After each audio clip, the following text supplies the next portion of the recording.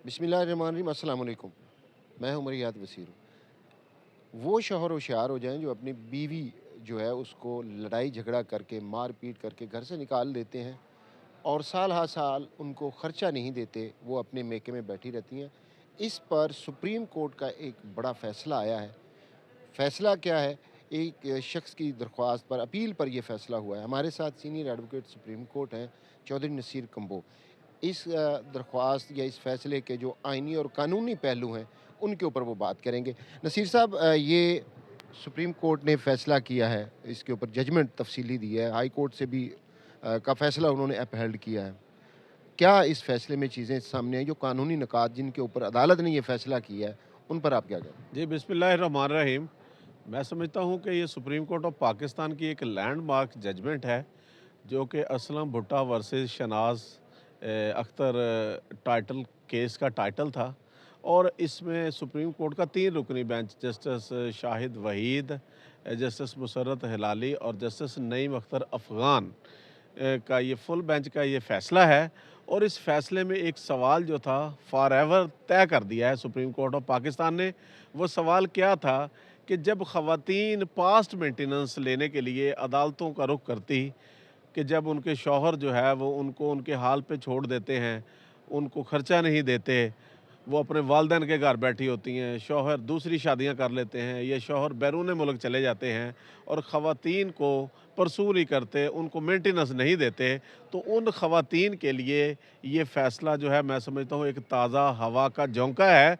तो वो ख़वातीन जो है अब फैमिली कोर्ट के ज़रिए जो है वो अपना दावा पास मेंटेनेंस का दायर कर सकती हैं और दायर करके जितने सालों का मेंटेनेंस शौहर की तरफ वाजिबुल अदा है, सिर्फ़ ख़वातीन वो खातून ने ये साबित करना है कि एक मैं मिनट इसकी बीवी हूँ। नसीर साहब, 1 मिनट इसमें साथ में वज़ाहत भी करते जाएँ ना कि खातून जो है, वो अपने शौहर से लड़ाई के बाद आ गई, अपने वालदैन या अपने मैके आ गई। 15 साल बाद, 10 साल बाद उसको ख़्याल आता है या वो कहती है कि जी मैं अपने शौहर से इतनी देर हो गई है, उसने मुझे खर्चा नहीं दिया, तो मैं उससे खर्चे का क्लेम करूँ। वो ऐसा ही केस है ना जो जिसके ऊपर ये आप बात जी, कर रहे जी, हो? आप दुरुस्त फ़रमा रहे हैं। देखिए, इस केस में ये है कि औरत के पार्ट पे कोई फ़ॉल्ट ना हो। अगर वो अपने वालदैन के घर बैठी है, ये शौहर उसको नेग्लेक्ट कर रहा है, नहीं रख रहा है, तो औरत अपने शौहर के साथ रहना चाह रही है, लेकिन शौहर उसकी तरफ तवज्जो नहीं दे रहा, शौहर ने कोई दूसरी शादी कर ली है, शौहर बैरून मुल्क है, तो वहाँ पे जो है वो उसने अगर शादी कर ली है, पीछे बीवी को छोड़ा हुआ है उसके वालदैन के पास, या वो जो है वो खुद ही बेचारी अपना कमा रही है, खा रही है और शौहर उसको परसू नहीं कर रहा, तो ऐसी सूरत में बीवी जो है नेग्लेक्टेड वाइफ़ का वर्ड यूज़ हुआ है। तो उस सूरत में वो बीवियाँ जो हैं, जिनको शौहर साल हर साल से परसू नहीं कर रहे, उनको खर्चे नहीं दे रहे, तो ये जजमेंट उनके लिए जो है वो बड़ी बेहतरीन है। तो अब अदालतों में वो फैमिली कोर्ट के तहत मेंटेनेंस के दावे दायर करेंगी। पहले अदालतों में क्या होता था, अदालतें जब दावा दायर होता है उस तारीख से जो है वो मेंटेनेंस देती हैं एट द हाँ, टाइम बिल्कुल, ऑफ बिल्कुल। इंस्टीट्यूशन ऑफ सूट, या बाद अदालत जब फैसला या जजमेंट डिक्री जारी करती है उस वक़्त से देती हैं। या एक इस केस में भी एक केस लॉ जो था पेश किया गया, तो खुर्शीद बेगम केस, कि उसमें जो है कहा गया कि जी अदालत ने ये सुप्रीम कोर्ट ने तय किया है कि 6 साल से ज़्यादा पुराना मेंटेनेंस जो है वो क्लेम नहीं किया जा सकता। बेसिकली इस केस के हक़ाइक़ क्या थे, 2004 में शादी हुई असलम चड्ढा नाम के शख्स की, खातून शहनाज अख्तर नामी खातून से। 2002 में शादी हुई और 2004 में वो खातून जो थी वो अपने वालदैन के घर चली गई, या उसको उसने छोड़ दिया, परसू करना छोड़ दिया और उसको उसके हाल पे छोड़ दिया। तो वो खातून जो थी उसने 2017 में जाके अपने 13 साल का साबिक़ा मेंटेनेंस का केस जो था फैमिली कोर्ट में दायर किया, ये क्लेम करते हुए कि ये इसने मुझे जो है अब धमकियाँ लगाई हैं और बिल्कुल रिफ्यूज़ कर दिया, इनकार कर दिया कि मैंने तुम्हें खर्चा नहीं देना, और मुझे प्रेशराइज़ किया है, थ्रेट किया है।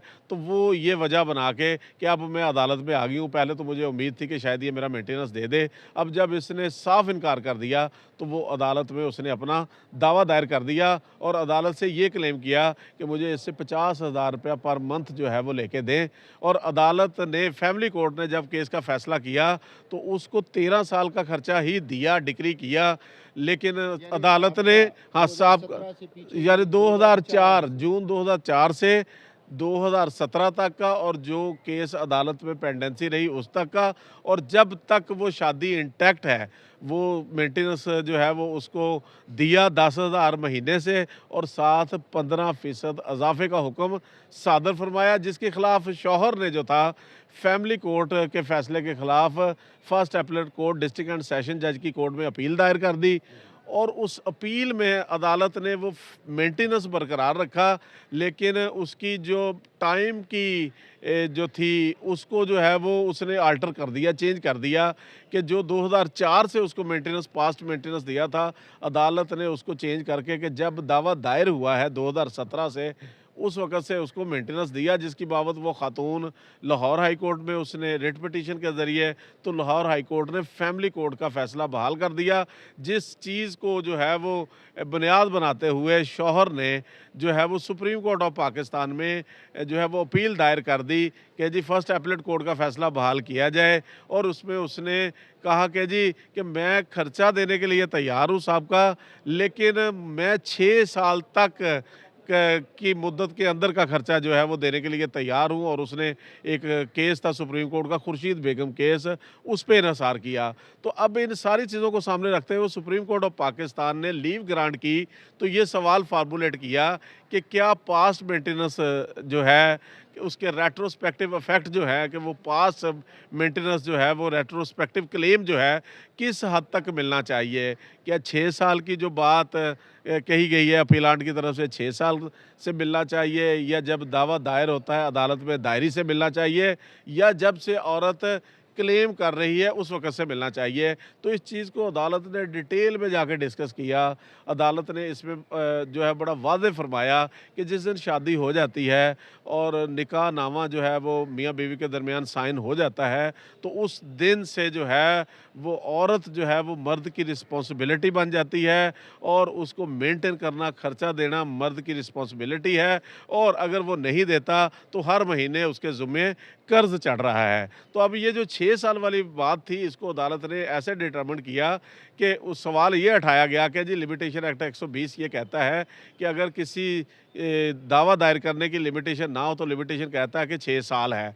तो लिहाजा इसको 6 साल के अंदर-अंदर आना चाहिए था, और 6 साल का ही मिल सकता था। तो इसने 13 साल बाद अदालत का जो है वो 7 साल टाइम बढ़ कर के अदालत का दरवाज़ा खटखटाया है। तो अदालत ने इसमें यही करार दिया कि ये जो मेंटेनेंस का केस है, इसमें कॉज़ ऑफ एक्शन जो है वो कंटिन्यू है। क्योंकि हर महीने जब मर्द खर्चा नहीं देगा, तो अगले महीने अगर फिर नहीं देगा, अगले महीने फिर नहीं देगा, तो हर महीने नया कॉज़ ऑफ एक्शन है। और दूसरी बात ये है कि कॉज़ ऑफ एक्शन जब अरोज़ होता है, तो वो खातून ने कहा कि भई ये मुझे, अब इसने साफ इनकार कर दिया, मुझे थ्रेट किया, धमकियाँ लगाइयाँ कि मैंने खर्चा नहीं देना, जो करना है कर लो। जब उसने साफ इनकार किया, तो वहाँ से final cause of action accrue हुआ। तो लिहाजा उस वक़्त से लेके जो इसने केस दायर किया विदिन लिमिटेशन है। तो लिहाजा टेक्निकैलिटीज़ में उलझा कर औरतों के राइट्स जो हैं, खातून का मेंटेनेंस का राइट जो है, उससे इनकार नहीं किया जा सकता। औरत को, बच्चों को मेंटेन करना बाप की ज़िम्मेदारी है। उनको रोटी, कपड़ा, मकान, एजुकेशन, हेल्थ देना ख़ावंद की ज़िम्मेदारी है। लिहाजा वो टेक्निकलिटीज़ में जाके इन ज़िम्मेदारियों से मुबर्रा नहीं हो सकता, और फ़ैसले में कुरान पाक की आयात, सूरह बकरा, सूरह निसा, सूरह तलाक की आयात का हवाला देके जो है मेंटेनेंस का जो है वो औरत की और बच्चों की मेंटेनेंस और ख़ावंद की रिस्पॉन्सिबिलिटी को बड़ा खोल के बयान किया। मैं समझता हूँ कि ये फ़ैसला एक संगे मील है और एक लैंडमार्क है उन ख़वातीन के लिए जो साल से घरों में बैठी हैं, जिनको ख़ावंद परसू नहीं कर रहे हैं। तो वो ख़वातीन फ़ौरन, उन्होंने सिर्फ़ ये साबित करना है कि उनका कोई फ़ॉल्ट नहीं है और उनको खर्चा नहीं दिया गया, तो अदालतें उनको दिलवाएँगी। बहुत शुक्रिया नसीर साहब। सुप्रीम कोर्ट ऑफ पाकिस्तान का ये फ़ैसला जो है, ये सूबे भर की बल्कि पाकिस्तान भर की ऐसी ख़वातीन जिनको उनके शौहर जो हैं घर से निकाल देते हैं और उनके अखराजात जो उनके रोज़मर्रा के होते हैं वो पूरे नहीं करते, उनके लिए ये बहुत बड़ा फ़ैसला है।